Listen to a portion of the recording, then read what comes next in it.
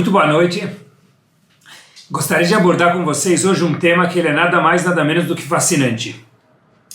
Sabe, quando a gente pensa ou a gente fala que alguém cresce e a gente fala, uau, essa pessoa cresce, o conceito chamado crescimento pessoal, a gente logo vem à nossa mente, crescer quer dizer fazer algo a mais. A pessoa mudou. Ele não fazia ginástica, ele começa a fazer corporalmente, ou ele fazia meia hora por semana, agora ele faz 1 hora. No estudo é a mesma coisa, a pessoa está se desenvolvendo, fazendo mais. E olha, quanto mais eu faço algo bom, mais eu cresço, e isso é verdade. No shiur de hoje, eu queria mostrar para vocês que a gente pode não ser o mesmo fazendo a mesma coisa. Peraí, não procede. Vou repetir a frase. Nós podemos não ser os mesmos, ou seja, sermos melhor, mesmo que a gente está fazendo exatamente a mesma coisa. E eu me explico ao que eu me refiro durante o shiur. Como que é possível? Here we go, pessoal. Avraham Avinu, a gente sempre tem o privilégio de ancorar em algum lugar da Torá, porque a Torá é infinita e tem uma mensagem para tudo. Avraham Avinu, meus queridos, ele está prestes a chegar no momento mais power da vida dele. O jackpot de Avraham Avinu. Qual que é? Akedat Yitzhak. O 10º dos seus testes, que é Akedat Yitzhak. Quando Hashem fala para ele, Avraham, você tem que sacrificar os seus filhos. E Hashem fala para ele, olha, Habibi, chegou a hora. Avraham Avinu falou, eu estou in. Em hebraico, nele. Quando Avraham Avinu se deparou com um teste, ele estava indo em direção a sacrificar o seu filho Yitzhak. Hashem chega para ele e fala para ele, olha, se dirija a tal direção. Avraham Avinu vai. Quem mais foi com Avraham Avinu? Óbvio que Avraham foi, Yitzhak foi, meus queridos, mas junto com eles foi Ishmael, que era um dos filhos de Avraham, com uma outra esposa chamada Hagar, e também foi Eliezer. Eliezer era um ajudante de Avraham Avinu. A pergunta óbvia, meus queridos, é que Hashem falou para ele, dirija-se a tal lugar, em tal direção, mas não especificou o local. Como que Avraham Avinu tinha que saber qual que é o local? Hashem falou, quando for a hora você vai descobrir. Ok, Avraham Avinu se deslocou para o local e começou a andar, se Hashem falou, está falado. 3 dias de caminhada e Avraham Avinu vê uma nuvem celestial sobre uma montanha. Então Avraham Avinu fala, opa, é esse o lugar que Hashem definiu, tem que ser esse. Essa montanha, por coincidência ou não, é o mesmo local no futuro Bet HaMikdash. Continuando. Avraham Avinu pergunta para Yitzhak, você está vendo aqui, nessa montanha, algo diferente? Yitzhak fala, claro, eu, pai, estou vendo o quê? Uma nuvem celestial. Avraham falou, ótimo, estou vendo a Shekinah, a presença divina. Avraham Avinu se dirige a Eliezer e Ishmael e pergunta para eles, e vocês estão vendo alguma coisa? Eles falam, claro, a gente está vendo muitas pedras, árvores, uma árvore maravilhosa. Logo nesse momento, Avraham Avinu chega para Eliezer e Ishmael, os dois que viram pedras e etc e tal, mas não viram a divindade, ou em hebraico Shekinah, diz para eles, Shevu lachem po imachamor, sentem-se aqui com os animais, porque vocês estão no mesmo naipe dos animais, igual os animais não viram, vocês também não viram. E quem foi de fato para Akedah, presencialmente Avraham, Yitzhak, não teve nenhum telespectador. Por quê? Porque os dois não viram a presença divina. Agora a pergunta é, por que Hashem falou para eles, Eliezer e Ishmael, fiquem aqui imachamor com um burro? Porque o animal, meus queridos, só tem a capacidade de ver o físico que existe na frente dele, não vê oportunidades, ele não vê nada mais do que isso. Na perspectiva de Hashem, se uma pessoa só vê o que o olho, entre aspas, nu consegue enxergar, ele está muito além do que Hashem espera de um ser humano. Se a pessoa enxerga a mais, Hashem fala, opa, é esse. Por isso que Abraão chegou para Yitzhak e falou, olha, se você está vendo algo a mais, é porque você entendeu o que é necessário e que você pode vir comigo. Eliezer e Ishmael, que viram uma mera montanha, não viram a divindade naquele mesmo local, no mesmo cenário, é porque eles estão com uma visão limitada. Então fica aqui com os animais, porque vocês estão no mesmo nível dos animais. Ou seja, duas pessoas podem ver o mesmo cenário, o mesmo. Alguns veem divindade lá e outros veem pedras. Talvez o exemplo simples disso é quando alguém vai no Kotel Amaravi, no local onde era o Bet HaMikdash, hoje Israel. Um lugar que por si só emociona. Mas alguém pode chegar lá, não conhecer nada, e ver um monte de pedras com história. Um Yehudi, quando chega lá, já vê um pedaço do Bet HaMikdash. É o mesmo cenário, mas é uma nova definição. Quem mora perto, me permitam mais um exemplo, do Ibirapuera, do parque, ou mais chique, do Central Park. A pessoa mora perto do Central Park, lá em Nova York. Imaginem que tem dois vizinhos que moram no mesmo prédio, perto de qualquer um dos dois parques. O vizinho do primeiro andar, ele vai ver talvez um pinguinho do parque. O vizinho do mesmo prédio do 20º andar vai ver uma visão muito mais bonita e integral do parque. É o mesmo prédio, mas a vista é completamente diferente. Quando a gente cresce na vida, pessoal, a gente vê a mesma vida de uma forma diferente. Isso mesmo, a mesma vida, mas é de uma forma diferente. E a primeira parada sobre esse tema, que a gente pode ser o mesmo, mas não o mesmo, é o tema de hoje, é o seguinte, que crescer não necessariamente é fazer mais, também é maravilhoso, mas crescer é ver as coisas de uma forma diferente. Explico melhor. Primeira parada do show de hoje. Rav Chaim Volozhin tem no seu livro Nefesh HaChaim, Rav Chaim Volozhin foi o pai da primeira das yeshivot, 1800. Ele criou a primeira das yeshivot no ano de 1800. No seu livro Nefesh HaChaim, ele fala o seguinte, olha, a gente, Baruch Hashem, nós Yehudim, fazemos mitzvot. Mas, escutem só a diferença de fazer mitzvot e fazer mitzvot com a consciência do que ele traz para a gente. Ele traz o seguinte, pessoal. Na verdade, antes disso, o Arizal fala para a gente que quando a pessoa estuda a Torá, é o que a gente está fazendo imediatamente, já ou agora. Quando uma pessoa estuda a Torá ou faz alguma mitzvah, mesmo que ele dá uma batida na mesa, igual eu fiz agora, até essa batida na mesa, que faz parte do estudo, quem já foi para o Meshivá vê, o barulho da batida na mesa, que é uma lasca do estudo, não é nada diretamente ligado ao estudo, é algo indireto, isso, diz o Arizal, faz um impacto gigante, claro, power, no Shamayim. Assim diz o Arizal, no livro dele, Sha'ar Ruach HaKodesh, no começo. Algo incrível, pessoal. Quando a pessoa está estudando o Torá, fazendo uma mitzvah, o fato de ele bater na mesa, de se empolgar com o estudo, alguma coisa mais comum no estudo, isso, nunca precise bater na mesa, mas às vezes é comum. A pessoa acaba fazendo impacto com a batida dele. Imaginem só a mitzvah da pessoa. Por quê? Porque diz, agora vamos para o Nefesh HaChaim, que Hashem precisa da nossa vitamina para existir. Nós, isso mesmo, Yehudim, somos essenciais para a existência de Akadosh Baruch Hu no mundo. Pessoal, olhem só que forte. Tem um passuco que a gente fala ele perto de Simchat Torah, ou em Simchat Torah, a gente repete ele muitas vezes e todo mundo conhece ele. No fim do livro de Dvarim, Rochev Shamayim Be'ezrecha Ubgavato Shechakim. O passuco que todas as crianças leem, adultos também leem, no dia de Simchat Torah, quando todo mundo sobe na Torá.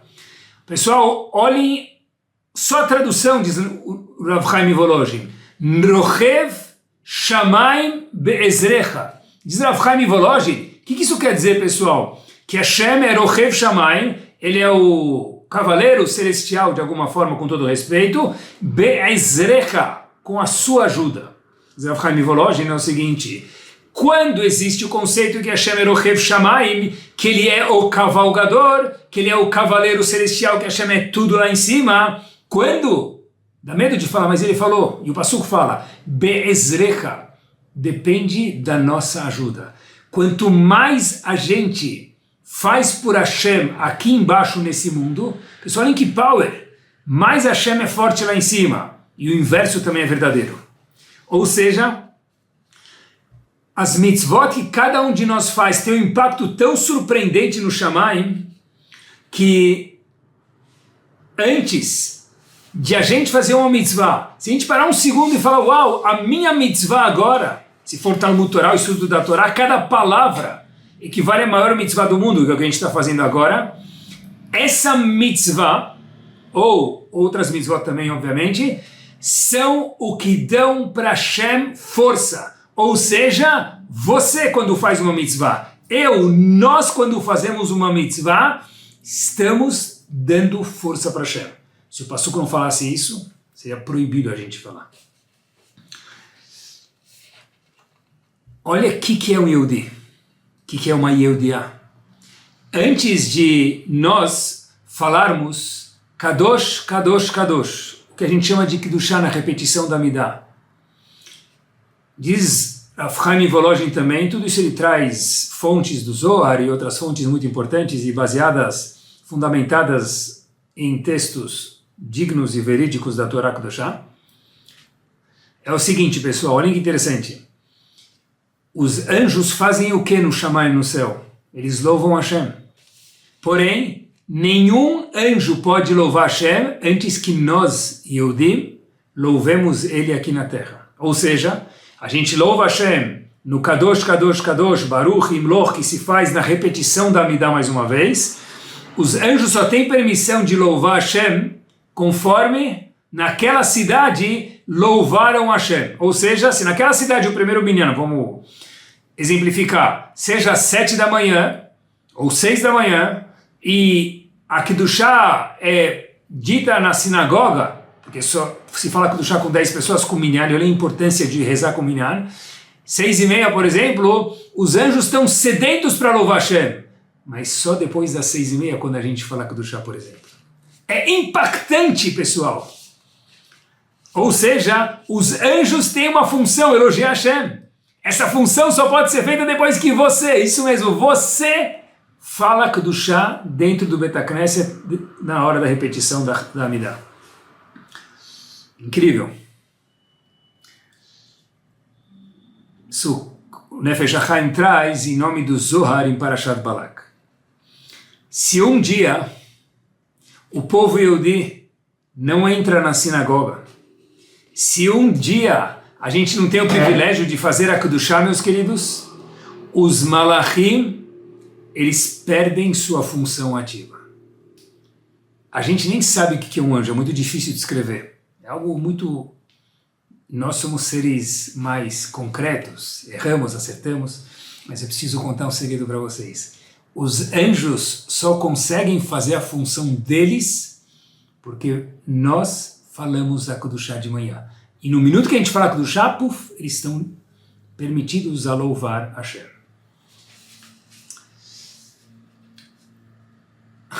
É incrível.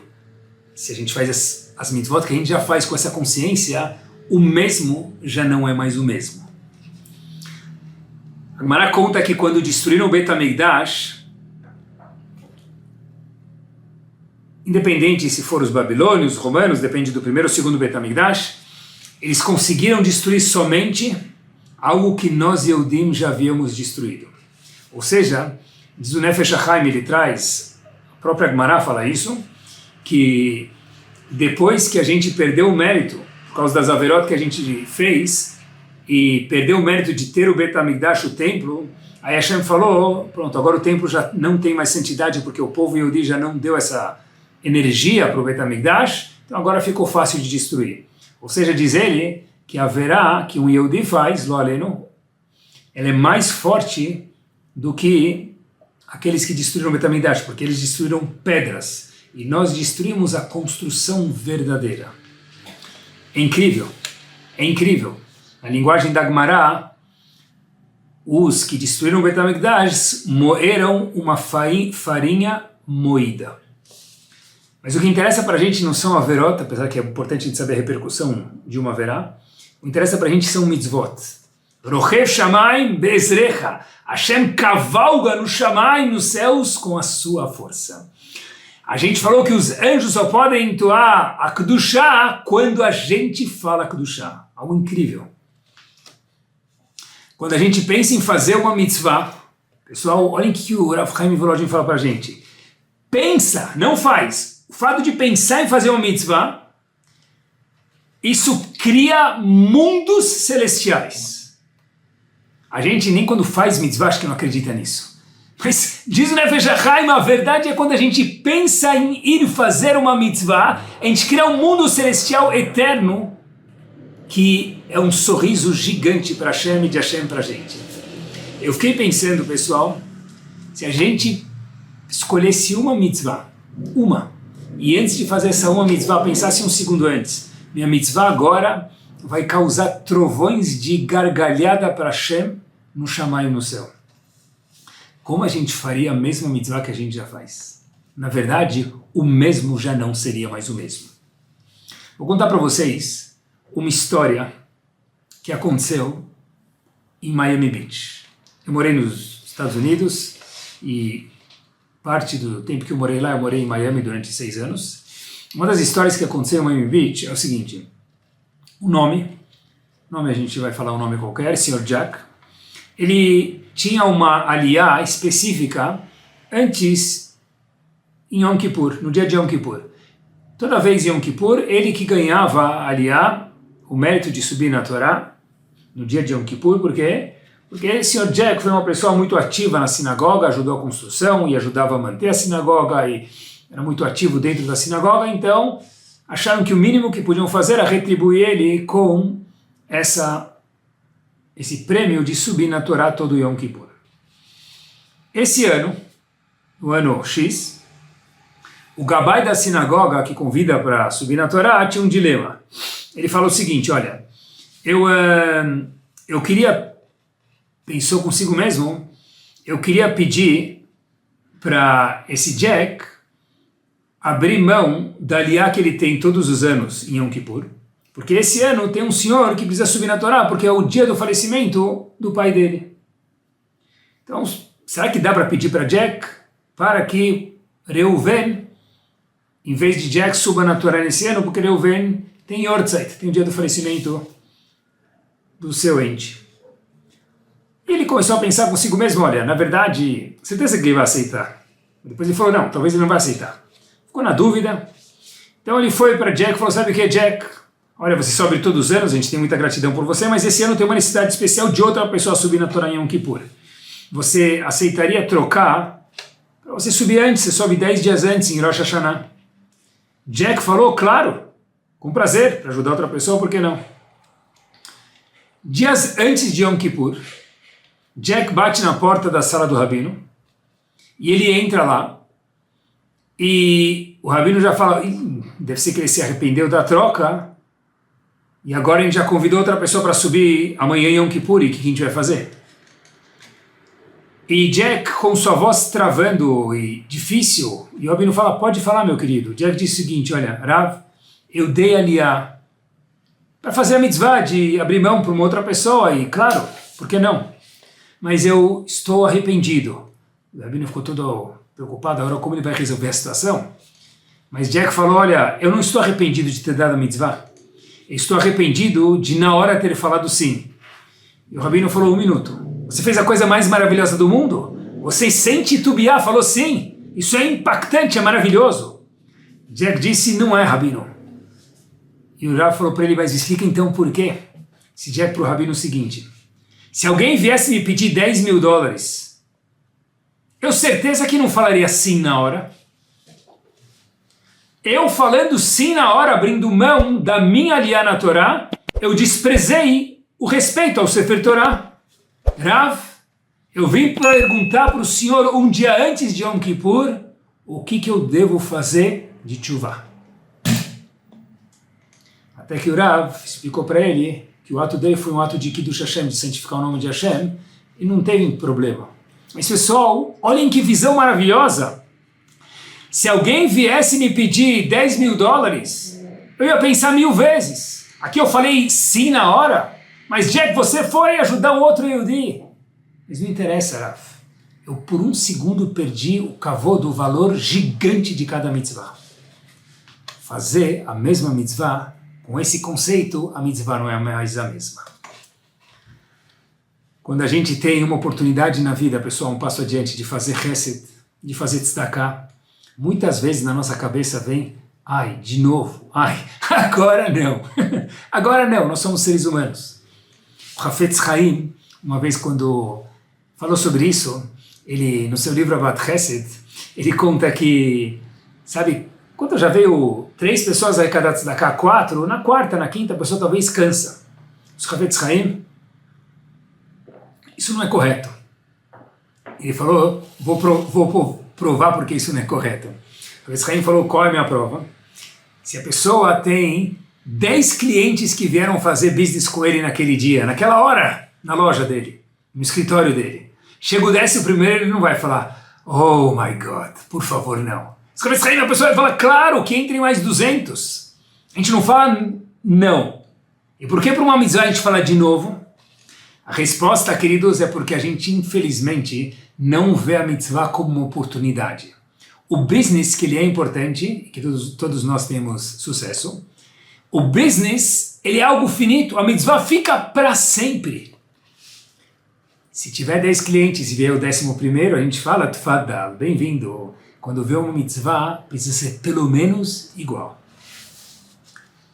A gente vive, de verdade, pessoal, tem que olhar para cada mitzvah como mais uma oportunidade de crescimento, uma oportunidade de agradar a Hashem, uma oportunidade de fazer a vontade de Hashem. Isso ninguém nunca mais tira da gente. Cada cédula de tzedakah que a gente dá, o Pix hoje em dia, ela se transforma eterna, pessoal. Se eu pegar uma nota de 100 reais ou 100 dólares e eu segurar ela aqui, ela pode hoje estar aqui e amanhã alguém gasta ela. E ela desaparece. Use com saúde. Uma vez que a gente pega algo e dá para tzedakah, por exemplo, a gente trocou aquele dinheiro para um dinheiro eterno que ninguém nunca mais tira da gente. Pessoal, é a mesma mitzvah, mas na verdade não é a mesma. Depende de como a gente enxerga. Olhem só essa história. Tem um Rosh Kolel, que ele tinha a vida ganha em Holon. O que quer dizer isso? Ele não precisava mais angariar fundos para os seus avrechim, para pagar os avrechim, os estudantes, mensalmente. Ele morava em Bat Yam, em Holon, e ele morava em Bat Yam. Então uma vez alguém perguntou para ele, olha, qual é a sua história? Quem é o sponsorship? Quem que paga o seu kolel? Se ele, vou te contar a história de como tudo aconteceu. Eu já tenho esse kolel faz muitos anos, e eu sempre tinha que angariar fundos. E aí o amigo dele fala, tá, mas como que isso mudou? Fala, olha, eu vou te contar. Minha mãe mora em Bat Yam, assim disse aquele chefe do colégio. Minha mãe mora em Bat Yam, me permitam, eu moro em Bat Yam e minha mãe mora em Tzfat, outra cidade de Israel. E minha mãe pediu para a gente passar Shabbat lá, e a gente alugou um carro, foi para lá. Na volta, pós-Shabbat, a gente volta com as crianças, eu, minha esposa e as crianças. E aí a gente viu que a luz do tanque de gasolina estava vermelha, era carro alugado, não prestei atenção. À noite na estrada, e ficou vermelho, eu andei mais um pouco e o carro parou, sem gasolina. Eu comecei a andar a pé e eu vi que tinha um posto de gasolina a 9 minutos, só que era 9 minutos de direção. A pé, vai saber quantos minutos eram, e era noite. Não sabia o que fazer. Eu fiquei um pouco lá, eu comecei a andar um pouquinho, de repente eu estava andando à noite na estrada e por sorte um carro chique encosta do meu lado e fala para mim, onde você está indo? Percebeu que era uma pessoa honesta, ela me falou, olha, onde você está indo? Eu te levo. Aí eu falei, olha, eu preciso colocar gasolina, acabou minha gasolina. Ele falou, claro, eu estou indo para lá, eu te levo e depois eu te trago de volta. Parecia um anjo que caiu do céu. Ele me encosta no posto e eu vou encher o galão de gasolina para depois voltar para o meu carro e colocar no carro. Aí eu falo para ele, olha, desculpa, mas eu não posso encher o tanque aqui. Ele fala, se você me contar por quê, eu te levo para um outro posto, senão eu vou te deixar aqui. Porque assim, você não pode encher o tanque de gasolina nesse posto? Vocês religiosos têm posto para encher tanque e posto para não encher tanque de gasolina? Disse ele, sim. Ele falou, mas o que aconteceu? Ele falou, olha, no posto está escrito que o quê? Que esse posto é 24/7. Se o posto é 24/7, quer dizer que ele trabalha no Shabat. Eu não posso ter proveito, e não quero ter proveito de alguém que trabalha, um Yehudi que trabalha no Shabat. Tá bom? Ele levou ele para o próximo posto. E quando ele chega lá, ele enche o tanque de gasolina, volta, eles trocam um telefone e a vida segue. 4 anos depois, aquele mesmo senhor que deu carona liga para aquele rabino, que ele ajudou a dar carona para ele, e fala para ele, olha, eu preciso que você venha aqui em Tel Aviv, onde eu trabalho, porque eu preciso conversar com você.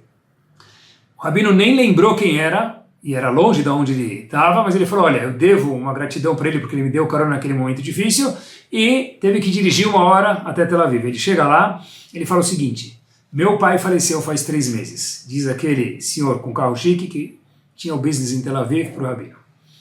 E eu não pareço ter nada de religião, mas meu pai, quando faleceu, deixou algo escrito para mim. Ele falou o seguinte, meu filho, eu depois de alguns anos acabei desleixando um pouco na religião, mas eu queria que você soubesse que eu era pai daquele businessman de Tel Aviv, que foi a mesma pessoa que deu carona. Eu estudei no Yeshiva, na Europa, e eu queria te pedir um favor. De toda a herança que eu vou te deixar, 10% deixa numa conta e esse dinheiro vai render juros, é bastante dinheiro, e eu quero que você dê esses juros todo mês, para que o capital nunca termine, vai gastar só os juros, para um Yehudi que você considere que tem Irat Shamayim, temor de Hashem. E aí o rabino estava escutando e falou, uau, que bonito, mas como eu posso te ajudar? Falou, Rav, meu pai faleceu faz 3 meses, eu estou faz 3 meses, ou seja, 90 dias procurando alguém que tem Irat Shamayim. Eu me lembrei da história, e cada vez que eu me lembro da história que o senhor falou, o senhor não pode parar no posto porque o dono do posto não cumpre Shabbat, o senhor falou com uma delicadeza, mas com uma assertividade tão grande, que na hora eu não entendi, mas até hoje a mensagem ficou na minha espinha dorsal. E é para você que eu vou destinar todos os juros do income da herança que meu pai deixou. E por isso que contou aquele Rosh Kollel, aquele chefe do Kollel para o seu colega, é por isso que até hoje eu não preciso angariar fundos para o meu Kollel. E por que eu estou contando essa história nesse shiur, pessoal? Porque Shabbat é difícil, é verdade. Especialmente quando a gente vai viajar nas férias, quando a gente sai no fim de semana para casa de outra pessoa, levar chapa, comida, não subir de elevador, luz, kiddush, tem todo um... nem fala. E às vezes até quando a gente está em casa, nas férias, quando é verão e o Shabbat termina à tarde, tem que entreter as crianças, né? Parece que o Shabbat dura mais no verão, as 25 horas parece que viram às vezes 50. Mas se a gente olhar para o Shabbat como um presente, o mesmo Shabbat não é mais o mesmo. Quando a gente olha dessa forma, meus queridos, o Shabbat já não é mais o mesmo. Porque eu tenho o presente que Hashem deu só para um Yehudi, de poder fazer o Shabbat. Hashem falou, cada vez que a gente cumpre Shabbat, a gente está assinando co-signer com Hashem na criação do mundo. A gente está, de novo, sendo sócio a cada Shabbat na criação do mundo. Nós, e não o presidente dos Estados Unidos, sem desmerecer, nós, sem comparação, junto com Hashem. O mesmo Shabbat já não é mais o mesmo.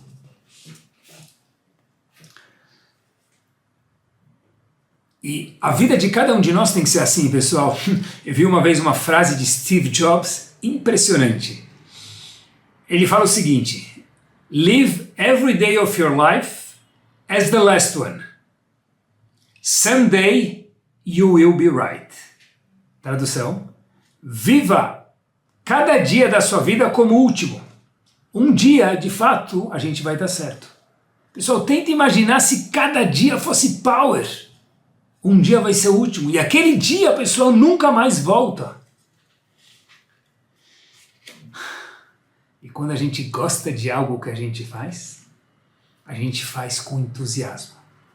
A gente faz com frescor, a gente faz com uma novidade. E quando a gente faz com entusiasmo, pessoal, a gente acaba gostando de algo. Quem nasceu antes, o ovo ou a galinha? A Torá tem resposta para isso. Mas no caso aqui, se eu me entusiasmo com algo de forma artificial, eu acabo gostando. E se eu gosto, eu me empolgo. E se eu me empolgo, eu gosto. E a roda gigante fica cada vez maravilhosa. Pergunta para alguém que gosta de estudar a Torá e cada vez gosta mais. Pergunta para alguém que gosta de fazer hesed, de fazer tzedakah, de ajudar instituições e cada vez ele gosta mais. Por quê? Porque a gente, quando gosta, se empolga. A gente se empolga, a gente gosta. Mas eu não gosto. Começa a se empolgar de forma artificial, querendo gostar. Que o gosto, certeza virá.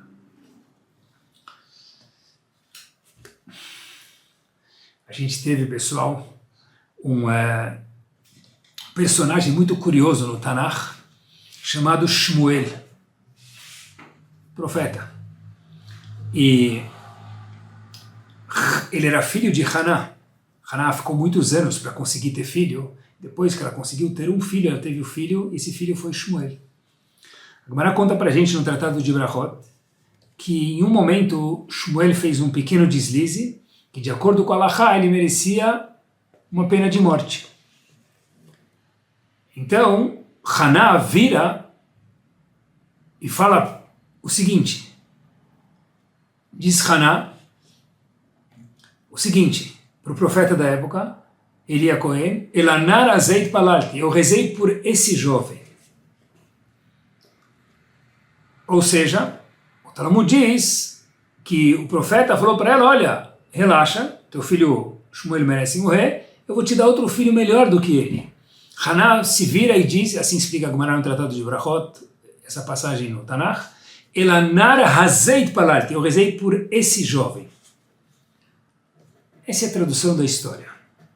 Rav Simcha Bunim Pesishcha diz o seguinte, Elanar hazeit palalti. A palavra nar não é só adolescente, porque adolescente tem muita vida, tem muita bateria, isso é maravilhoso.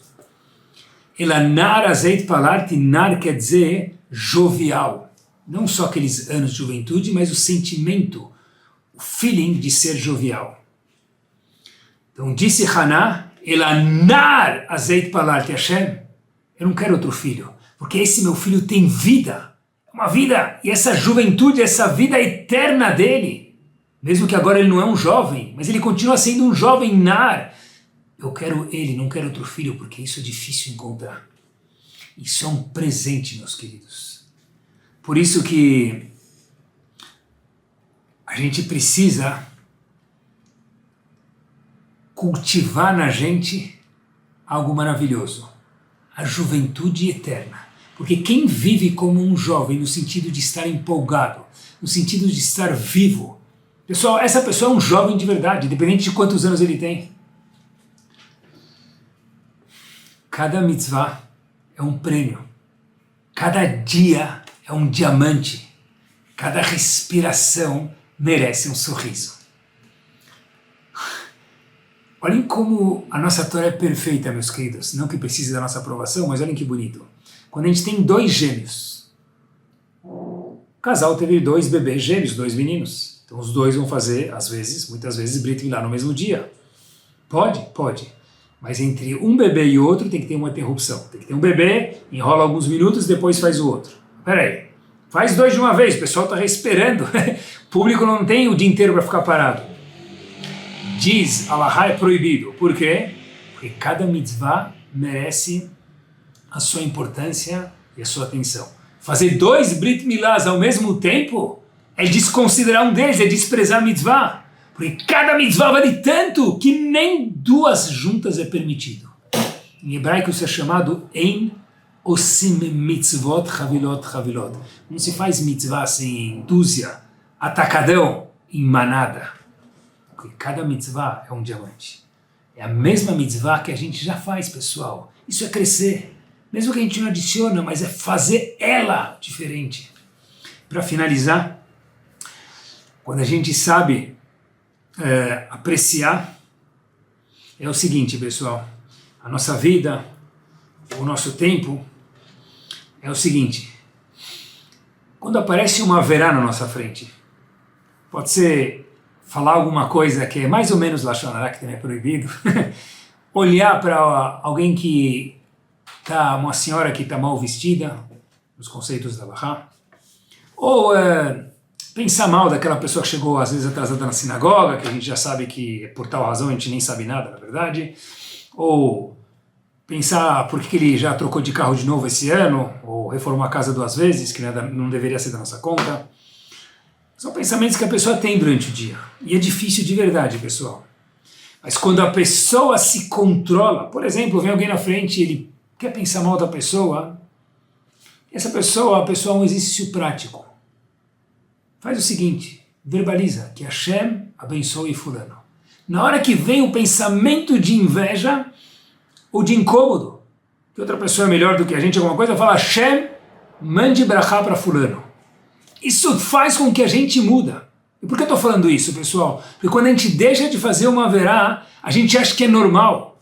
Hashem fala, Habibi, você não tem ideia dos rojões que aqui no Shamayim soltaram quando a gente se segurou de falar aquele lashon hara, segurou de olhar para aquela mulher que estava indevidamente vestida, segurou de pensar mal de alguém que a gente não deveria nem ter pensado. Mas a gente pensa, faz parte, a gente erra às vezes. Pessoal, quando acontecer isso, quando a pessoa vira a cara, fecha o olho, muda a atenção para outra coisa, ou abençoa a pessoa que ele queria pensar mal verbalmente, de verdade é um exercício prático isso. A pessoa está sendo o herói de Hashem naquele momento.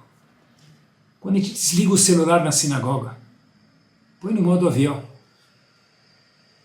Pessoal, quanto vale isso? Eu não posso falar para vocês, porque se eu falar, eu estou diminuindo a mitzvah. Quando a gente está perdendo a paciência com alguém, especialmente em casa, que aí a nossa paciência fica mais curta por qualquer razão, e a gente continua falando com calma. Exemplos práticos, queridos. A gente está sendo um gigante. Isso é crescer. Qual que é a prova mega power de se segurar de não fazer uma verá ser algo gigante? A gente vai fechar não com chave de ouro hoje, mas com chave de diamante. Eu vi algo que eu não conseguia acreditar. Acompanhem comigo. Pessoal, olhem o mesmo passuco, o mesmo cenário da Torá, vista no enfoque dos Chachamim, que é diferente. Isso também é crescer. É ver mesmo a Torá diferente. De uma forma mais sofisticada, óbvio, que sempre com a ajuda dos nossos Chachamim. Retaegel, pecado do bezerro de ouro. Retaegel, pecado do bezerro de ouro, mais uma vez. Qual foi a reação de Moshe Rabbeinu? Ele jogou as luchot, jogou as tábuas da lei. Óbvio que Moshe Rabbeinu teve que ser corajoso porque ele decidiu fazer isso. E só no fim do Sefer Torah que Hashem fala, eu te dou luz verde por isso. Moshe Rabbeinu foi muito, entre aspas, com delicadeza, audacioso a jogar as luchot no chão sem o aval de Hashem. Agora a pergunta é por que Moshe Rabbeinu jogou as luchot no chão? Se Hashem não pediu para ele isso? Quando o povo estava fazendo idolatria, bezerro de ouro. Moshe Rabbeinu desce do Har Sinai com as 2 luchot. Ele joga. As luchot não pertencem a ele, pertencem a Hashem. Tem um livro chamado Moshav Zekenim. Esse livro é de autoria dos Balei Tosafot, aqueles que compuseram o Tosfot. Ele diz o seguinte, ele explica por que Moshe Rabbeinu jogou as luchot no chão. Ele diz o seguinte, Moshe Rabbeinu viu as pessoas fazendo idolatria avodah zará. Ele queria parar as pessoas. Diz ele, se eu for colocar... Pessoal, eu nunca conseguiria falar isso, mas ele falou, vou repetir para vocês. Se eu for procurar o lugar para devolver as luchot, colocar as luchot, etc e tal, vai demorar mais tempo. E nesse inteirinho o povo vai continuar fazendo idolatria. Por isso, Moshe Rabbeinu jogou as Luchot, para que o povo faça menos tempo haverá, isso mesmo que vocês estão escutando. E Hashem, no fim do Sefer Torah, último verso do Passuk do Sefer Torah, pessoal, Hashem fala, Hazako Baruch, Moshe Rabbeinu, que você quebrou o Sefer Torah. Só lá ele descobriu que ele fez o correto. Mas por que ele fez isso e Hashem deu o aval para ele depois? Porque ele viu gente fazendo haverá. E se ele fosse colocar as Luchot em algum lugar, ia demorar mais 5 minutos, 4 minutos. Nesse tempo o povo ia continuar fazendo haverot. Vocês entendem quanto é grave fazer uma haverá e quanto é gigante parar uma haverá ou não fazer uma haverá? É esplêndido. Daqui aprende Rav Yehuda Hassid. Pessoal, óbvio que a gente tem que perguntar para um Rav, que isso não seja prático, mas a ideia, eu quero falar para vocês o que ele fala. Que se a pessoa está segurando um Sefer Torah e ele precisa soltar por qualquer razão um Sefer Torah, esse é o caso, vamos ilustrar uma cena que não aconteça. A pessoa precisa soltar o Sefer Torah para prevenir alguém de fazer haverá, diz Rav Yehuda Hassid que pode.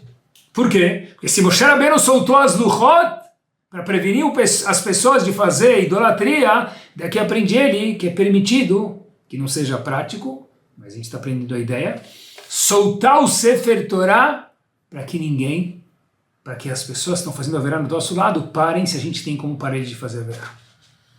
Pessoal, com entusiasmo simples, pessoal, tudo vira um espetáculo. É isso mesmo. A gente aprendeu hoje que a mesma mitzvah não é mais a mesma. Porque com entusiasmo, entre aspas, simples, a vida vira um espetáculo. Eu vou terminar com uma frase que eu vi, que eu gostaria que vocês lembrassem dela em especial. If you did not know how old you are, how old would you be? Eu escutei essa frase em inglês, por isso que eu falei para vocês ela em inglês, que ela soa muito bem. If you did not know how old you are. Se a gente não soubesse que idade a gente tem, a gente esquecesse por 1 minuto quando a gente nasceu, já faz um tempinho, né? How old would you be? Que idade a gente teria? Porque de verdade, pessoal, a idade não faz tanta diferença. A diferença é com que idade a gente vive a idade que a gente já tem. Porque quando a gente cresce, a gente faz as coisas com empolgação, o mesmo já não é mais o mesmo. Muito boa noite e semana show de entusiasmo a cada um de nós.